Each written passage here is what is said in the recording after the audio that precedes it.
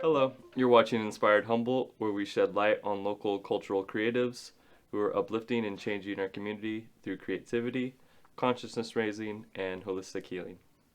This is Patrick Walsh, and I'm Casey McLean, and we are part of A Rising Community, a local nonprofit, and one of the many Dreammaker projects of the Ink People.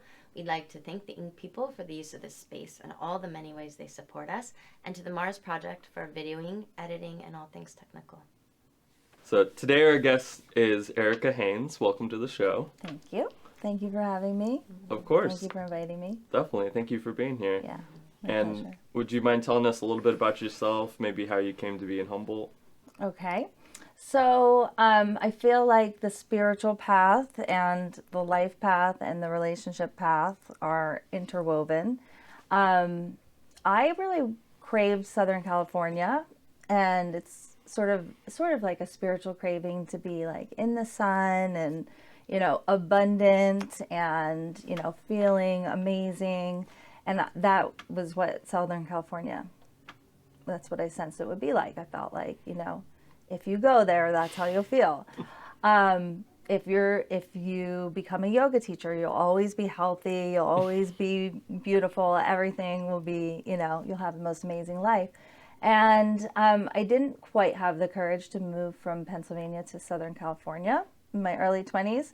So I moved to Florida, and I decided to go to massage school. And I had this book, Finding Your Career in Alternative Medicine, and there was one yoga training because I was interested in all different trainings. I had a background in psychology, and I wanted to do like general wellness. And there was one yoga training that took beginners, and otherwise it was like you had to have apprenticed with someone for a year or a year and a half. And it was the most authentic yoga training I could possibly have stumbled upon. It was like ashram style. It was a family from India. It was a guru, I was like, you're my guru? Like, what's that about? And so after 2 weeks of like, waking up at 5 a.m., really hard for me. I was like a partier. I just graduated college and, doing all this cleansing, karma yoga, cooking, Ayurveda, teaching yoga, learning to teach yoga, all the 8 limbs, all the practices, immersing in that. He was like, I was leaving and he was like, you are never going to find what you're looking for out there. And I just so remember clearly like shutting the door and being like, yes, I am. I'm going to find my boyfriend. I'm going to find my husband. We're going to have a family, And so I moved back to Pennsylvania. I found my boyfriend, and I gave him the little wanderlust, trying to get that companion so that I had that safety to go to Southern California. We never made it because he was really attached to Colorado. And then my sister in the meantime had moved to Humboldt, and I left him in Colorado, but then we eventually got back together and he moved here. And so I was at that point a little more wary to the road, and I was like, maybe I'll move somewhere where I have people, who knows what's going to happen to me in Southern California. I think I knew that I didn't have, a lot of self-esteem, a lot of strength, a lot of confidence, and I was just afraid that I would be really hypnotized by, the materialism and that it would be painful. So I moved here and we ended up having children, and we had a really abusive relationship. It was a really challenging relationship, and we broke up. And so I was kind of teaching yoga that whole time, and then I met someone who taught meditation, and he said to me, you're a yoga teacher, do you know the 8 limbs of yoga? And I was like, oh yeah. And it made me rewind in my head back to the moment I slammed the door. And I was like, oh, that was chaos. I just created a bunch of chaos for myself. So I think that having, like a spiritual alignment, having connection with an spiritual energy or an advanced teacher that's beyond where you are is really essential. And otherwise, we're humans trying to figure out this life. We're trying to create relationships that we might feel like we really have it together, or are valuable, or are worthy, or are desirable, or that spiritually we have it together. And then we go in relationships that just like aren't reflecting that, where all of a sudden we feel like unlovable and unwanted and rejected and anxious and a lot of internal chaos. So speaking about relationships, you offer a lot of relationship advice on your platforms. Can you talk a little bit about that work? Yes. So I work with women who, like I said, they feel like they have it spiritually together. They feel like they have something to offer to the relationships. They feel like they want to have healthy relationships where they feel safe and secure. There's reasons that they want a really good relationship, and yet what they end up reflecting, what they end up creating in relationships is, feeling unwanted. It's also an unwanted experience. It's not what they're going for. So it's helping them see you're not creating what you want to create. And that's what coaching, so my coaching, I see it as like a triangle with spiritual at top and therapy, kind of like going back into past trauma, healing, the past, and understanding what we're recreating in our patterns and relationships, because it comes from childhood, it comes from the inner child most often, until you're conscious. That's your subconscious. And you need to choose someone who wants to have a conscious relationship if you're really going to have that healthy partnership. And then coaching like gives you the tools to create what you want to create. Look at the result you want, look at the result you're getting. And coaching, I feel like, is a little bit, there's a lot of life hacks in it, and there's a little bit of a hack to like the spiritual aspect of you're the witness of this experience, and here is your manual. Here's how you take what we've given you, which is, or what you have, your body, your energy, your feelings, your thoughts, and your action, and create what you want to create. Yeah. So I didn't really answer about relationship coaching, but basically, no, I guess I did. Basically, women who have to recognize that they're not creating what they want to create, that the whole reason that they're in it is to feel really good and have, stability and security, and to understand why that's not being reflected back. Yeah, what you offer, your videos and your insights are there. I feel like so many people can take from it. It's common that a lot of us just aren't. Yeah. And it, also has to do with society. Yeah. And Yeah. expectations and things that we see on TV since we're little girls. Mm-hmm. Yeah. Yeah. Yeah. Yeah. And there can be a confusion between spirituality and human relationships, because sometimes spiritual concepts don't apply to human relationships. Sometimes you can't be unconditionally loving because it's not unconditionally, well, you would bypass yourself to be unconditionally loving to the other when they're not willing to reciprocate, or even not abuse you. Violent. Yeah. Abusive. Yeah. Can you also talk about any workshops or other offerings you have?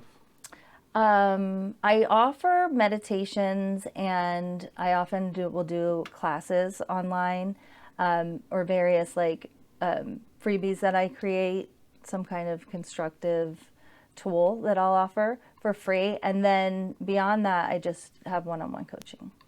And I have seen you offered a goddess workshop before, and some women empowerment type of meditation and workshops like that too. Yeah. Yeah. I don't really do group meditations anymore. I just record meditations and send them out. Yeah. And my first experience with you was in a yoga class, and you have a really beautiful long time practice, and I still see that it's a part of your life. Do you want to talk a little bit about how yoga helps you, or your experience with that process?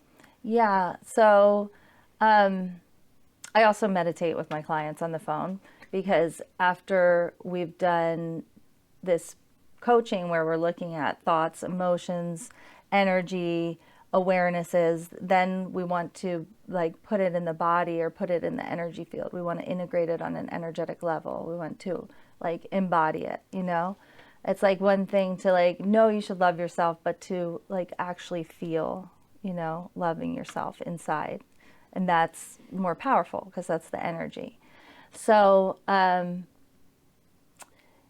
yoga, the way it came back to me when that person reminded me of the 8-limb path, then it became more about meditation, which is more of taking the practice to the next level.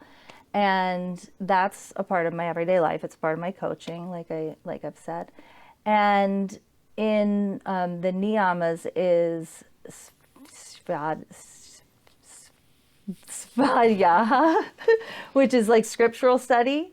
And I think that's really important to read, higher energy teachings, or to read spiritual books, to read A Course in Miracles, to read the Bible. So I think spirituality can be erroneously applied to relationships as a way of people bypassing themselves and staying in situations that, they're not, they think they're, practicing. You have to be careful how you apply spirituality in relationships, because you might be forgetting to apply it to yourself when you're applying it to the other person. However, so much of spirituality is like how we treat the other person is really how we relate with ourselves, what we think and how we perceive the other person. If we do that, in a non-judgmental way, if we, replace our grievances with miracles, then, we internalize that energy. So when you are struggling, and in anything in life, but also with like healing from a relationship, spirituality is really powerful. And from every level of consciousness, every problem looks different. Like, you can think, I'm having this conflict with this one person, I just can't see the solution, we're in a gridlock. And then you look at it like on a larger level, like, like the whole country's in conflict and there's all this division. And then you see the solution from that perspective, would be completely different than the solution from the first perspective, which is, I don't even know the solution, So it always, so meditation, connecting with spiritual energy, connecting with higher teachings, reading spiritual books, that's always going to increase your consciousness and give you more wisdom and intelligence about whatever situation you're facing, or just relieve suffering, relieve anxiety, relieve depression. But I really understand what you mean between how when you're saying spirituality doesn't always apply to relationships, because for women especially, I think because we have this idea of being a martyr as spiritual, and what spiritual means to different people. Like, to one woman it could mean being a martyr and could end her up in a really abusive place, or not a self-loving, so it gets tricky. So it's not necessarily not being spiritual, but it's tricky place. And I see that you kind of do an amazing job of getting into that tricky place, right? Because because romantic love is hugely seductive, and that's the tricky place.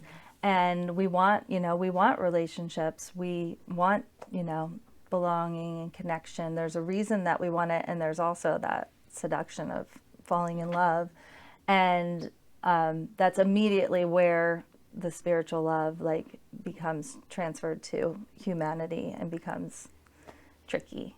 Like, the Course in Miracles says that a special relationship is a haven from the storm of guilt.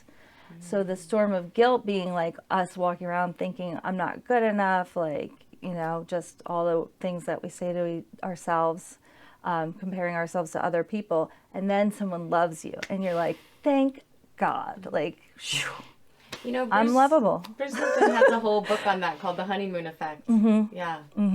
Yeah. And that's where we can just completely abandon ourselves and completely abandon our light and our spiritual energy. Yeah. And then all the challenges come up, and then it's like, oh, great. I still want to keep this relationship. I still want to work it out, but this isn't at all where I thought I was at. Yeah, and all that work I didn't do still came with me. Yeah. And so you're like, wow, how much self-worth do I really have? That I thought I had value, but now that I'm in a relationship, I'm, not worrying about being valued enough. Yeah. How can people connect with you? So I have one of the freebies that I'm offering right now is a self-esteem assessment tool and a meditation so that people can get a sense of where their relationship is with themselves, and then also experience the energy of a meditation, and experience that energetic shift or recalibration. And that they can sign up for at bit.ly/self-esteem checklist, or on Instagram, on Instagram, I'm at the Divine Goddess, which is spelled TheDivineGoddesse. And that has a Linktree link, or it has all my social media posts too, if people just want to read what I create. And then there's a Linktree link to all of my different offerings, like meditations, like freebies that I offer if I'm ever doing a class or anything. Yeah. Great. Yeah. So pretty much two places. Yeah. Yeah. I mean, you could actually just go to Instagram and go to that checklist too. Cool. Yeah. So either website or Instagram. Yeah. What has inspired you to this work and the offerings that you're giving? What keeps you moving into that work? And because you do a lot of it, you offer a lot. So Yeah. if somebody follows you, they get a lot of content that they can take into their practice. Yeah. It's definitely wanting to come to clarity about love and spiritual love and love on this plane, and my own personal challenges, how relationships have created a lot of anxiety for me, and like those challenges of relationships not turning out the way that I wanted them to, or being triggered into wrestling with some serious demons like that, compels you to search for some healing and some better way to do things. Yeah. And then I look around and I just see, that so many relationships are suffering in the same way that I've experienced. And so I'm like, okay, this is needed, And I know a lot about this, and I definitely can help. I definitely can help these women. Yeah. Oh, sorry. I was just thinking, oh, that's so cool. Your call to that. If you had a magical wand and you could do anything without, or guaranteed success to do anything, what would you do? I would like to see an improvement in human relationships. I'd like to see less suffering in relationships. I think ideally what we want is a really wholesome partnership and companionship, and also to have like spiritual love and spiritual alignment in our lives. And so hopefully with our we would share that with our partners. And something that's happening in the process of romantic love, in the dynamics of relationships, in the harmony of masculine and feminine, in the subconscious, everything that we experienced before we were 12 years old, and us needing to, we're first like compelled to master that dysfunction, and that's what we're bringing to relationships. But us just, everybody really just needs to know it and become conscious of it, and then realize that what they want to create is something different. They don't want to recreate unconscious dynamics.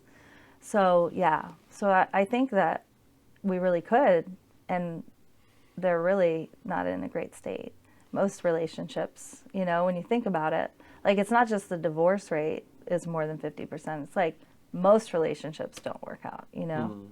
And it's funny because everybody wants happiness, and everyone wants that peace, and everyone wants to get along, and it's kind of amazing how often it's not able to come about what we really want.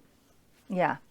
Yeah, exactly. That's what I mean. Like being so loving and bringing so much well-meaning to the relationship, and creating more dysfunction. And then the next relationship you go into, your anxiety's higher, and, Mm-hmm.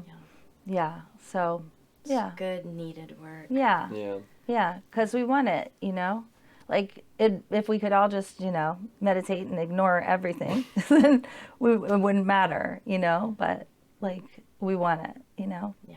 We want it there and here. Yeah. Yeah. Yeah. Well, we're just going to kind of wrap this up and say thank you for being here, and that I'm going to put those links in below. And also, Erica used to come to Arising for this group and offer a meditation at the beginning of every session, which helped us so much as a group sink into ourselves. And so she offered to do a meditation for us all, which I think is so amazing. So we're going to offer you, or Erica's going to offer you a little meditation. So if you want to sink into yourself and your own energy and become a little bit more grounded and connected, please stay with us. Okay. So let's everybody close our eyes. And go ahead and connect your gaze to the point above and between the eyebrows. You can place your palms facing up to the sky on your legs. And just notice your breathing. Notice the rise and the fall of the breath.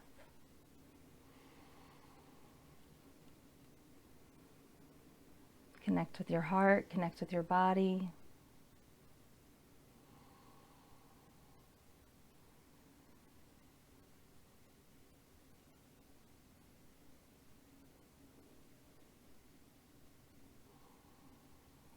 Let's place the lower hand beneath the belly button, right on your belly, and the upper hand right on your heart. Feeling stable and grounded and connected in your core, in your belly, and feeling all versions of you rise up to your heart. Every age, every version. And you can just press on that and let them all be known and seen and felt. Take another deep breath. Noticing the container of your body and the energy within your body, and allowing it to float out to surround your body.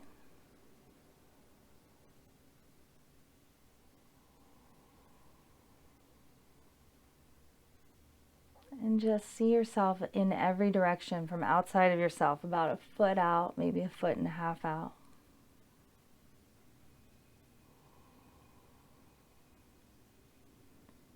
As you bring your hands back down, palms up onto your thighs, notice the clarity of the energy flowing through your body from your root to your crown. Relax your jaw. Relax your forehead, relax the bridge of your nose, relax your throat, relax your clavicles.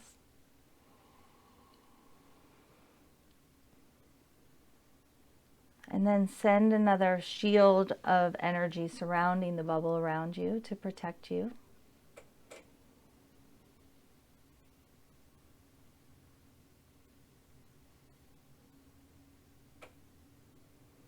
And see yourself clear and vertical and tall and centered in the center of that bubble, in your light, in your energy. And you can send it out in every direction.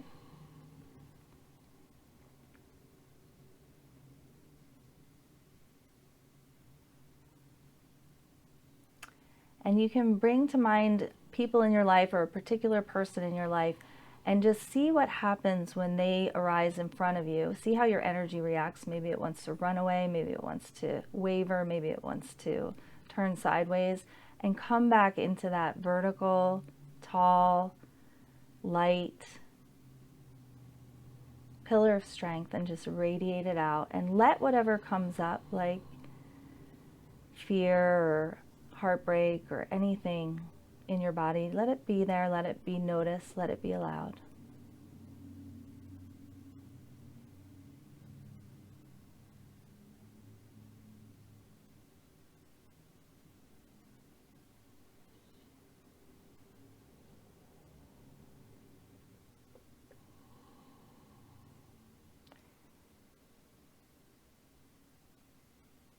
And then let's let's just bring the hands together to prayer position.